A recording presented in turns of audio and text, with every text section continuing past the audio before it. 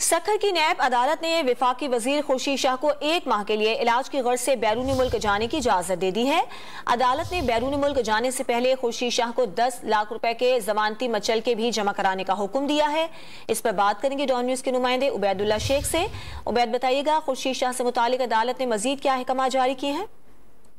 जी, वफाकी वजीर आबी वसाइल से खुर्शीद अहमद शाह, जो कि काफी अरसे से अजील थे और गुज़िश्ता दिनों जो है कराची के एक अस्पताल में भी ज़ेरे इलाज थे, उन्होंने नैब अदालत में जो है एक दरख्वास्त दायर कर रखी थी कि उन्हें जो है